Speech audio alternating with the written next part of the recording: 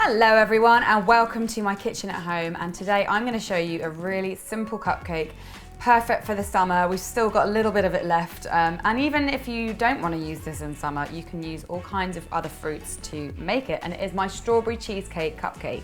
Now we do a blueberry cheesecake cupcake in the shop, and that recipe is actually in my book, the cake book, which you can buy from my website, cupcakejemma.com, along with a load of other really cool merch like my oven gloves and my lovely apron, etc. But I've switched this up just because I love strawberries in the summertime to make a strawberry cheesecake cupcake. So it's really simple, and I'm going to start by making my buttery biscuit base, and this base I'm going to make with Nobs. Now these are a very, very British biscuit. Normally I would make my buttery biscuit base with Digestives. If you were in America you could use graham crackers. These are a kind of oaty sweet biscuit, and I'm going to be using half a packet of these. These packets are generally about 300 grams, so around 150 grams is what I'm putting into my food processor. If you don't have a food processor, you can do this simply by putting them into a Ziploc bag and just bashing the hell out of them with a rolling pin until they're completely smushed to smithereens. That should do it. So I'm going to cheat by using a machine.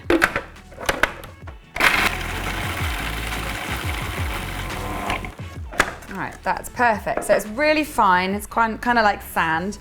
So I'm going to dump that. I'm going to dump that into my bowl here, and then I'm going to add 45 grams of already melted butter, which I just melted just over the hob. You can do that in a microwave, obvs. And I also have 1.5 tablespoons of golden syrup, and that is the stuff I use quite a bit in baking. It's a very British thing. It is an invert sugar. It's a kind of byproduct of the sugar making process, and it is really, really yummy. It's got a really unique flavor and smell, and it's very syrupy.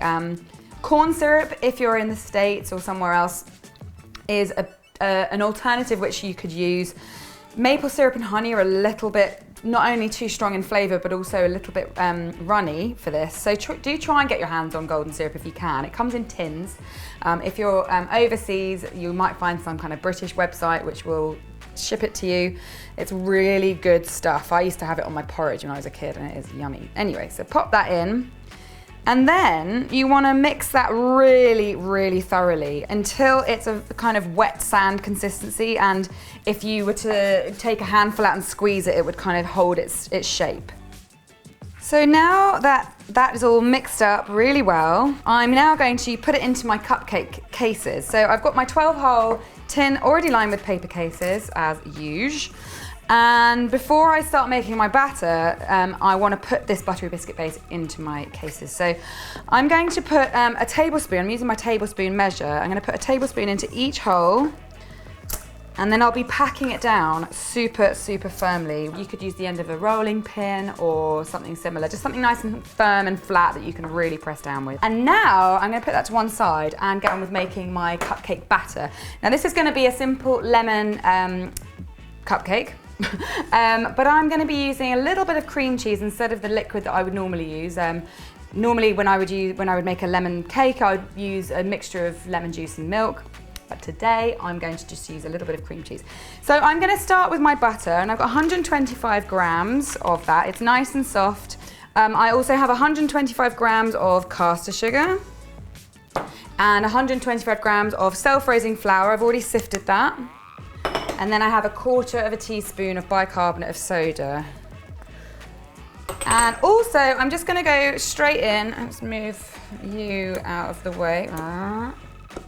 I'm going to go straight in with my lemon zest. I'm using the zest of 1 lemon and finely grating it. You want to do this over the bowl because you don't want to lose any of those lovely essential oils. If you do it into a bowl first and then put it into your mixing bowl, you can lose so much of the flavour. So I always do it directly over the batter. And then I've got 2 large free-range eggs as well. Oh, that's not an egg, that's a lemon.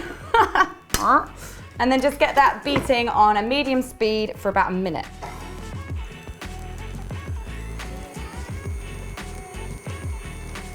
And that's looking really good. So now I'm going to put my liquid in. Obviously it's not liquid because it's cream cheese. If you didn't want to use cream cheese, you could just use milk or lemon juice or a combination of both, which is what I like to do. So this is actually 2 tablespoons of cream cheese. So I'm going to whack that in and just mix it again for another 30 seconds until it's really well combined.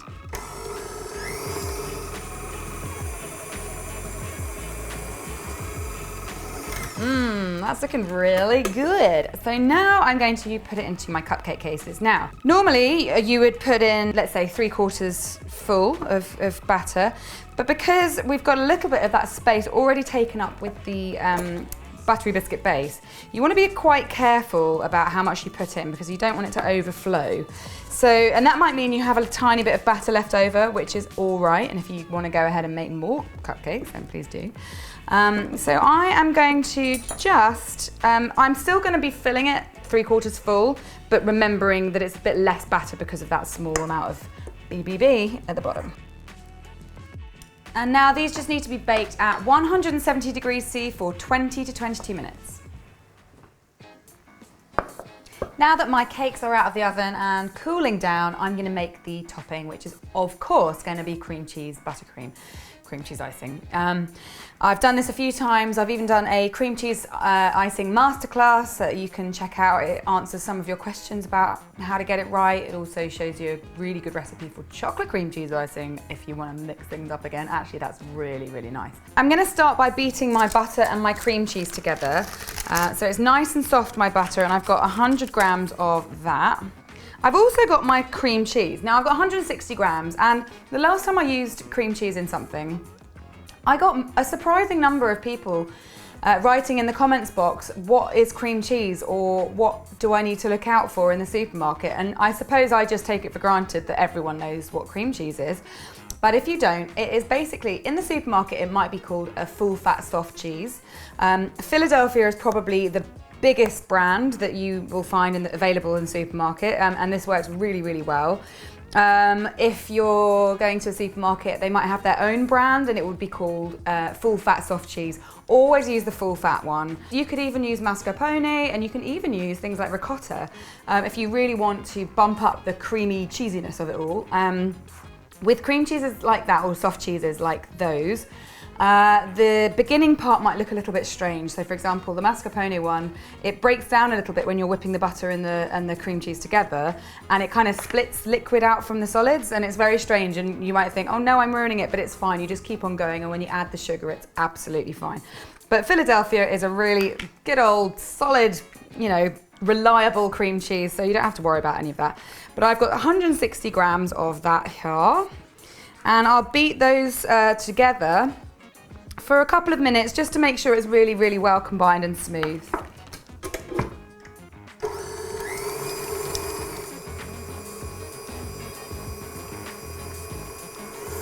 Right, that's looking pretty good. It's looking nice and white and fluffy. So now I'm going to put my icing sugar in, and this is 560 grams, which I've sifted already. I'm going to put it in 2 stages, beating very well after each stage.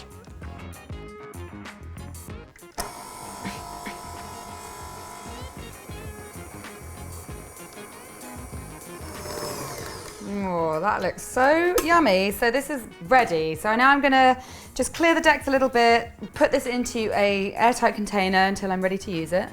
Otherwise it'll start getting crispy and dry and horrible. And then get on with decorating. So I'm back, and I've just taken out the middle of my cupcakes using an apple corer as usual, which is great because it means I get to nibble on the inside of the cupcake. And the cream cheese has made these sponges really fluffy and light.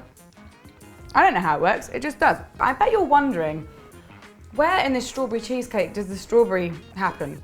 And it's gonna happen now. So I have made some strawberry goo. As you know, I love strawberry goo, or any kind of goo really. It's basically a quick jam. I make it by using either fresh or frozen fruits like raspberries or strawberries or blueberries, etc. And obviously in this case, strawberries. And I tip them into a saucepan. Normally there's about 300 or 400 grams per bag, and I use anywhere between 80 and 100 grams of caster sugar, depending on the sweetness of the fruit. And I let it simmer, I bring it to the boil and I let it simmer for about 20 minutes. And with the strawberries, I actually use the potato masher just to give them a squish to really get those juices released.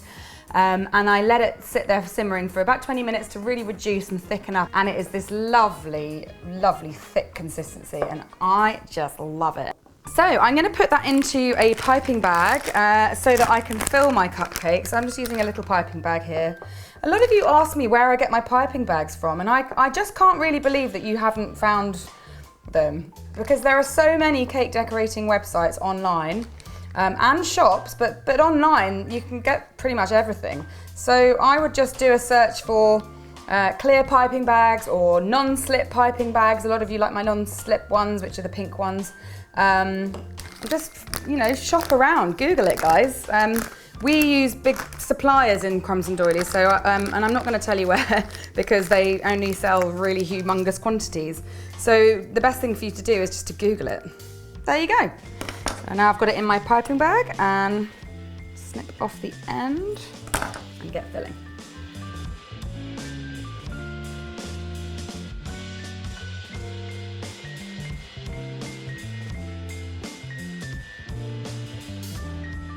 And now I'm going to top them with my cream cheese icing, which I've already put into a big old piping bag, and this has just a big round nozzle on top to give a nice round blob.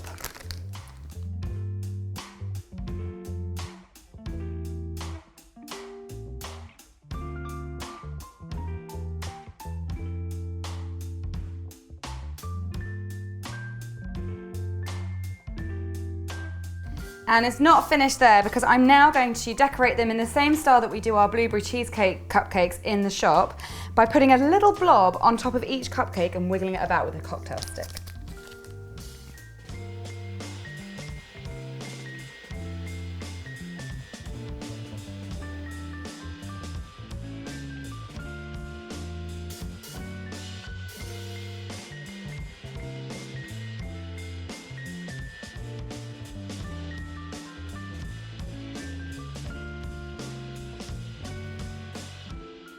And here it is, the finished strawberry cheesecake cupcake, and it is looking pretty good. And of course, like I said, we do these as blueberry cheesecake cupcakes in the shop. We use mascarpone cream instead of cream cheese, and they are really delicious and they are big hits. So you could do that as well. You could do it with raspberries if you wanted. You could do it with any kind of soft fruit.